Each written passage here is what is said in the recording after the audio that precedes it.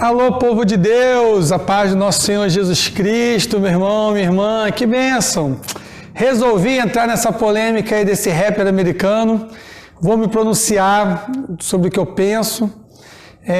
Não estranhe o título, um recado para a Igreja do Senhor, um recado para o cristão. Irmão, esse vídeo é muito interessante, fez um sucesso enorme, um rap americano que fez um vídeo que está infernizando as paradas de sucesso aí pelo mundo. O cara conseguiu 400 mil seguidores em um dia, fazendo movimentar bastante esse meio aí. E esse vídeo é muito polêmico, irmão. Esse vídeo, ele tá no Éden, o diabo pega ele e ele se entrega às paixões carnais, vai para o inferno, faz uma dança com o capeta, mata o capeta, pega o chifre, bota na cabeça. Só um pouquinho polêmico, né? Vende um tênis que custa $1.018, são 666 tênis com um pentagrama, e ele vendeu esses 666 tênis em menos de um minuto. Impressionante, irmão. Tenho que admitir que foi impressionante. Mas eu entendo que tudo isso aí é um recado para a igreja. Tudo que ele fez, baseado na vida dele, baseado no clipe e no tênis, me faz entender que ele está mandando uma mensagem, um recado para a igreja do Senhor Jesus Cristo. É isso aí mesmo. É assim que eu penso, assim que eu entendo. Então essa mensagem é para você que é cristão, mas também pode ser para você que não é. Fique atento, a gente vai tratar coisas aqui muito fortes, coisas muito impressionantes. Eu fiquei muito impressionado com o nível de aceitação de um clipe tão polêmico, tão forte quanto esse. Andei olhando nas redes sociais e vi pessoas elogiando horrores, assim, achando incrível, como eu vi também muita gente achando ruim. A maioria dos homossexuais que se pronunciaram nas redes elogiaram muito, mas também vi aqueles que não gostaram, que acharam que é uma verdadeira forçação de barra. Mas vamos estar conversando sobre isso, vamos estar entendendo o que está dizendo exatamente esse clipe, quais são as nuances. Primeira vez que eu vi, entendi nada, achei um bando de coisa desconectada, enrolada, vi que tem um monte de referências bíblicas, mas não conseguia conectar muita coisa, até que eu fui olhando com calma, analisando, conhecendo a vida dele, entendendo, parando para pausar alguns símbolos que passam no meio do vídeo, né? E aí eu pude começar a entender um pouco melhor. E é bem interessante, eu confesso a você que vale a pena a gente ficar até o final aqui para você compreender e até saber se defender através da sua fé, da sua crença, vale a pena a gente estar debatendo isso. O vídeo começa de uma maneira bem assim interessante. Mostra alguém descendo do céu num vídeo de primeira pessoa. O vídeo de primeira pessoa é esse vídeo que você está vendo aí, que é só a imagem da pessoa, não mostra quem está olhando, mostra alguém descendo na perspectiva dos olhos dela só, mas você não vê o corpo. Mas logo depois a perspectiva muda, que a gente chama de terceira pessoa, e você passa a ver a serpente. Mas logo de cara, né, eu já percebi que é alguém descendo do céu para o jardim do Éden, uma referência clara a Satanás. Aliás, o tênis dele chama-se Lucas 10:18, que é uma referência direto à passagem bíblica, e vi Satanás descendo do céu como um raio. E esse tênis também é uma afronta, vamos botar assim, é uma resposta, eu não sei o que ele quis dizer exatamente, com outro tênis que a Igreja Católica lançou, eu acho que através da Nike, eu não tenho certeza. Esse tênis que esse rapper lançou, ele não é da Nike, ele é do mesmo formato, mas não é. É um pseudo tênis da Nike. O outro eu acho que é da Nike, que tem Jesus sobre as águas, tem água benta, se eu não me engano, águas do Rio Jordão. Confesso que eu não parei para pesquisar com calma. Mas esse tênis é uma resposta para isso. Então, naquele momento, você vê um ser caindo do céu e no corpo de uma cobra, encontrando alguém num paraíso debaixo de uma árvore. Qualquer semelhança não é mera coincidência. Só que aí a gente começa a observar algumas diferenças entre o relato bíblico e o relato do clipe. No relato do clipe, você observa que ali tem vários arquedutos destruídos, você vê estátuas destruídas, você vê um monte de coisas remetendo a ruínas antigas. Talvez até de Roma e principalmente do Império Grego, porque ali está dizendo, eu entendi que o recado foi, o cristianismo, o Jardim do Éden, ele não foi feito por Deus, ele foi feito em cima de escombros de filosofias mortas, de coisas que deveriam estar enterradas no passado. É como se o nosso cristianismo fosse uma filosofia antiga, antiquada, que nem deveria existir, que devia estar guardada lá atrás. E essa é a impressão que eu tive do recado que ele deu aí através dessa imagem. E aí, finalmente, a pessoa, o Adão, que é o próprio rapper, e o demônio também é o próprio rapper, é engraçado isso, né? Ele fez muito parecido, quem fazia muito isso é o Ed Murphy. Ele fez isso no Professor Aloprado, ele fez isso em O Príncipe de Nova York, de diversificar atores. Ele ser vários atores no mesmo filme. Então esse camarada faz isso. Mas a gente tem que lembrar uma coisa extremamente importante aqui. Esse vídeo, ele fala numa entrevista que é ele falando com ele mesmo quando ele tinha 14 anos. Então nós temos que lembrar que essa é uma resposta, porque ele é filho de cristão. Ele, aos 14 anos, ele teve uma vontade, uma inclinação para o homossexualismo e ele, de acordo com ele foi muito reprimido pelos pais, pela igreja. Eu não conseguia achar muita coisa que desse detalhe, mas ele se sentiu extremamente reprimido nesse período. Então ele está ali debaixo daquela árvore e o inimigo chega através de uma serpente, né, que é representado também no Éden, e começa a persegui-lo. A princípio ele foge, mas para onde ele ia, ele via a face dele. Eu entendi o recado que quando ele tinha 14 anos, ele tocando uma música romântica, e aqui eu abro uma vírgula, que por isso que eu sou um pouco reticente com o cristão tocar coisas do mundo. Por quê? Eu sei que tem músicas do mundo que são boas, sei que tem músicas do mundo que são ruins, mas se um cristão ele pode usar a boca dele para louvar e adorar a Deus, e isso vai atrair a presença do Espírito Santo, para que eu vou me vincular com músicas que eu nem sei em que circunstância foi escrito, se existe algum pacto, se existe algum direcionamento, se existe alguma mensagem subliminar. E eu entendo, inclusive, que esse clipe aí meio que abre vamos botar assim, um grande abismo mesmo entre a música secular e a música cristã. Eu acho que aqui, nesse vídeo em que ele vai para o inferno e parece que gostou disso, ele deixa bem claro que entendeu que as atitudes dele contra as nossas escrituras e vale a pena ir para o inferno. Então vai chegar um momento, que eu acho que esse momento está chegando muito próximo, em que os cristãos verdadeiros vão ter que se posicionar. Não vai dar mais para ter uma cara do mundo e uma cara cristã. Entendeu? Não sei se eu me fiz bem entendido no que eu falei, mas vamos continuar aqui. Então ele começa a fugir dessa serpente e nessa hora também há um erro, né? Um erro terrível lá no clipe. Aparece uma nuvem representando Deus com ódio dele por ele estar sentindo aquele tipo de coisa, dando a entender o quê, irmão? Que Deus, ele ficou com raiva do homem porque ele pensou em pecar. Irmãos, isso não é verdade. Primeiro que Deus só aparece para Adão no sentido de penalizá-lo, de confrontá-lo depois da queda, não antes da queda. Deus sempre esteve conosco, Deus sempre nos amou. Aliás, essa ideia de que o Éden é uma filosofia barata, que já devia estar em escombros, isso é outra mentira, irmão. A natureza, o planeta, o universo foi feito numa complexidade extraordinária, incrível, poderosa. Por isso que Albert Einstein, quando estava desenvolvendo as teorias dele, e onde ele ficava limitado por estar muito avançado no seu tempo, ele chegou a dizer, Deus não joga dados com o universo. Por que ele falou isso? Em que circunstância? Isso está nos livros. Foi quando ele estava desenvolvendo algumas teorias e elas eram tão complexas que ele entendeu que aquilo tudo fazia parte de um todo, mas ele não conseguia enxergar esse todo. Por isso que ele falou essa frase.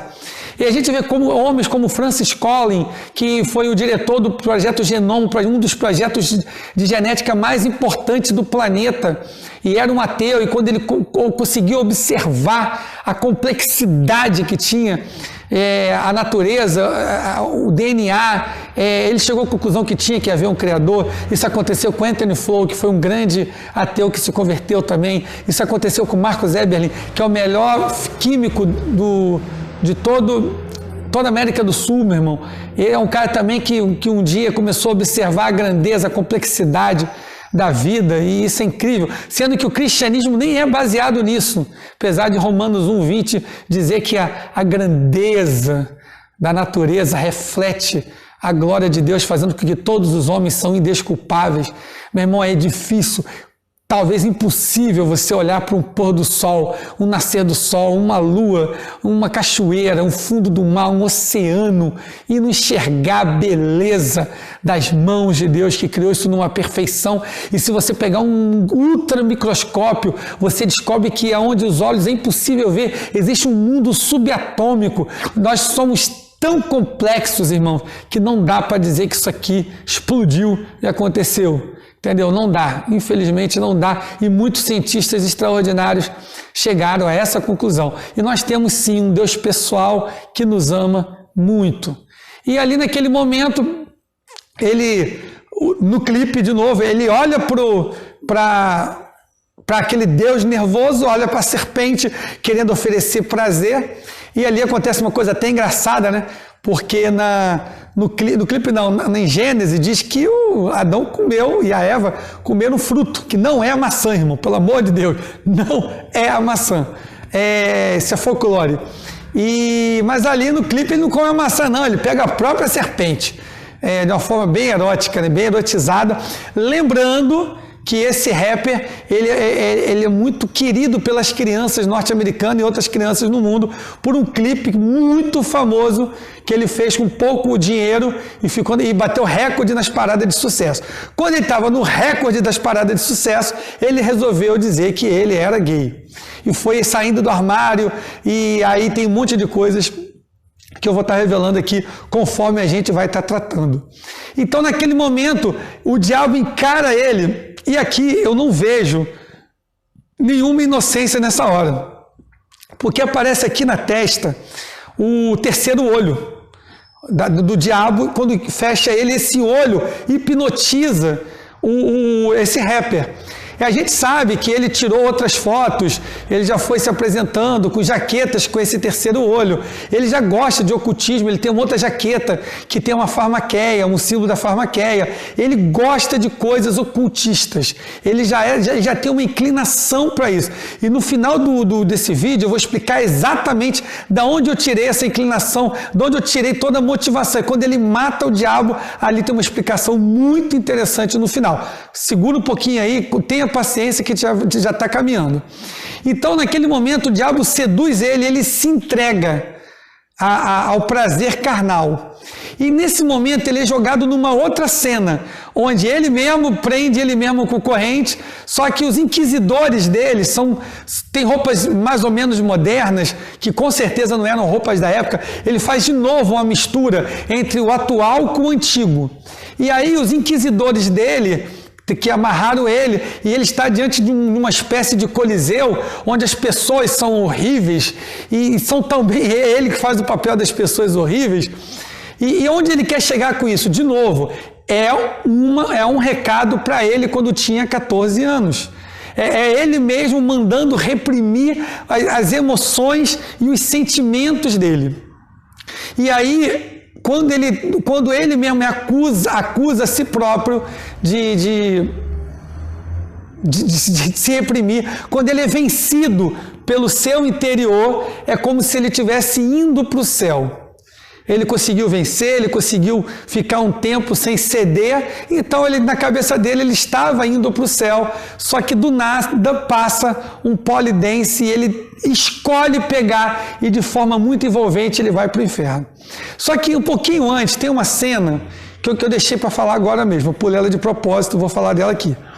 Tem uma árvore com o dizer grego de Platão, dizendo que as pessoas condenam aquilo que não conhecem. Queridos, aqui eu entendi a mensagem dele. O que ele quis dizer é que a igreja sufocou, a igreja partiu para cima, a igreja foi muito dura com ele nesse período. E eu tenho acompanhado alguns dizeres de algumas pessoas.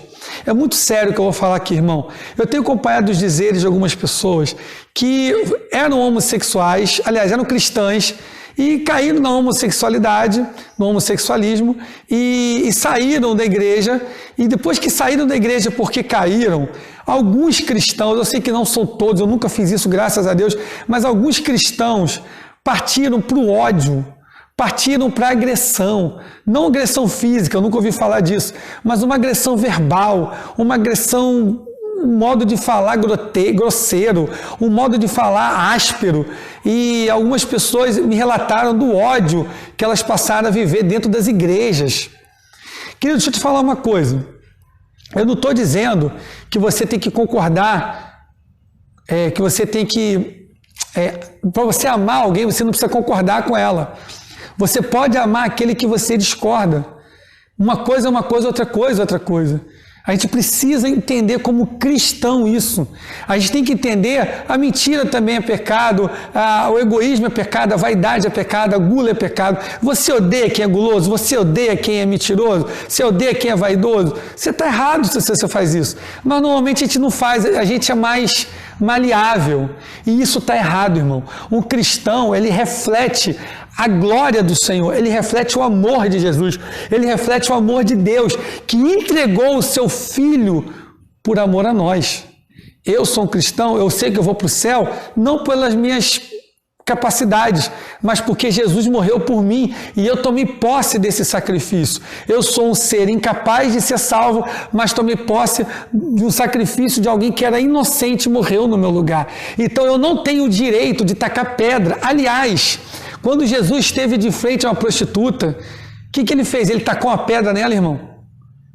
Ele a perdoou. Ele a perdoou. Ele a abraçou. Ainda que aquela mulher depois voltou a ser prostituta ou não, não sei. Ele deu o conselho dele, vai e não peques mais, mas ele a amou. Quando ele chamou o jovem rico e ele não quis segui-lo, e ele falou, e ele o amou.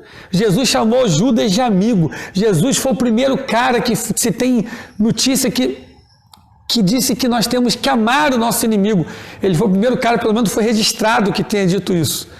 Meu irmão, é fantástico, é um amor sobrenatural. Nós temos que mudar a nossa forma de abordagem. Nós não estamos mais no século 17 e 18, onde Jonathan Edwards pregou uma palavra muito forte, os pecadores na mão de um Deus irado, onde funcionou muito. E eu não estou dizendo que nós não temos que pregar o pecado. Quem é inscrito na minha igreja, quem acompanha os cultos em que eu prego, eu bato firme no pecado, mas no pecado, não no pecador. A gente precisa mudar isso. Como igreja, fica esse alerta que esse rapper deu. Eu concordo nesse ponto que a igreja tem que mudar. Aprende a abraçar, aprende a ganhar as pessoas no amor, que as pessoas enxerguem em você, que as pessoas enxerguem em mim o amor de Jesus. Algo que só Jesus pode fazer. Um amor que ele não vai encontrar em outro lugar. Isso é preciso. Agora também, esse recado é para quem não é cristão. Essa frase que ele escreveu ali, eu vou devolver essa frase a você. Você conhece o cristianismo a fundo? Ou você conhece maus crentes? Gente, tem péssimos médicos e ótimos médicos. Nem por isso eu digo que a medicina é porca e podre. A medicina é maravilhosa, só que tem maus médicos e bons médicos. O cristianismo é extraordinário, mas tem bons crentes e maus crentes. E a gente precisa entender isso. Você precisa ter uma experiência com Deus. Ser cristão não é uma filosofia, não é estar dentro de uma igreja pregando, cantando, tocando. Não, é muito mais do que isso. Ser cristão é ter uma experiência com o próprio Deus. No dia que você viver isso, você vai entender do que eu estou falando. Quantas curas, quantos milagres, quantas maravilhas a gente vê diariamente aqui na nossa igreja. Por quê? Porque Deus está nela. Porque Deus está em outras igrejas também. Quando eu falei que a nossa igreja, não estou dizendo que ela é a única que tem Deus, não, misericórdia, totalmente oposto. Deus é Deus, a igreja é só um lugar que a gente usa para te aproximar mais de Deus, e não da própria igreja, ou do próprio pastor. Se você conhece alguém assim, ignore, olhe para Jesus, que Ele te amou a tal ponto de ter a pior morte por você. A morte de cruz, irmão, naquela época é como se fosse uma morte hoje de cadeira elétrica. Uma morte hoje que só os piores morrem da pior forma possível, sendo que a cruz é... Assista aí, procura um vídeo de alguém morrendo de cadeira elétrica. Você vai tomar um susto, o quanto é violento aquilo ali. Mas a cruz era pior. A cruz era muito pior. E Jesus encarou aquilo por você e por mim, como um sacrifício vivo e poderoso. Irmão, vamos lá que o vídeo já está bem longo já. E continuando a análise do clipe, ele desce nesse polidense, encontra o capeta lá no inferno, o chifrudo, tinhoso, manhoso, o nome que você quiser dar para esse infeliz, e quando ele encontra, ele começa a dançar. E quando ele começa a dançar, uma dança bem erótica, como você está assistindo aí, no final ele vai lá e mata Lúcifer, ou capeta. E aquilo, a princípio, eu não estava entendendo. E depois ele botou o chifre nele mesmo e virou o próprio Lúcifer. Eu tentei muito entender, não consegui. Quando eu vi uma entrevista do líder da igreja satânica nos Estados Unidos, que é um cara até muito engraçado. Se você fala mal de Satanás lá nos Estados Unidos, se ele não gostar, ele te processa. Então, o que fizeram? Um repórter foi lá atrás dele, imaginou que ele ia acabar com esse rapper, porque o rapper botou Satanás morrendo no final. E ele falou assim, não, ao contrário, eu sou muito fã dele há muito tempo. Eu entendo que esses dois já se encontraram e são amigos. Isso é uma opinião minha, não vi em lugar nenhum. Mas tem muita assim, evidência disso na minha cabeça. Por quê? Por causa da declaração dele. Ele falou assim, inclusive ele passou a mensagem correta. Ele passou exatamente o que a gente pensa. E como que esse rap sabia disso? Provavelmente porque já trocaram uma ideia já. Entendeu? E o que acontece? Nesse meio de música também, para a gente ficar famoso, né? Muitas das vezes as pessoas fazem algumas coisas terríveis. Então, o que ele fala? O que esse líder da igreja satânica diz? Olha, aqui a gente fala uma coisa e vocês entendem errado. Nós somos mal interpretados por vocês. Nunca dissemos que vocês têm que adorar Satanás, que nós adoramos Satanás. Nós nunca dissemos isso. Acredito muito. Aspa para ele de novo. Nós dizemos, o cara da igreja Satanás, que nós adoramos a nós mesmos. Nós adoramos o próprio homem, a nossa personalidade. Nós somos amantes de nós mesmos. Por isso que ele próprio virou o Satanás. Irmão, que coisa terrível. E deixa eu te falar uma coisa. Ele está correto. O Lúcifer, na verdade, ele gosta de ser adorado, ama ser adorado. Mas para ele está mega satisfeito se você não adorá-lo, porém também não adorar Deus. Porque quando você não adora Deus, você acaba adorando um monte de porcaria. E indiretamente você vai acabar adorando Lúcifer.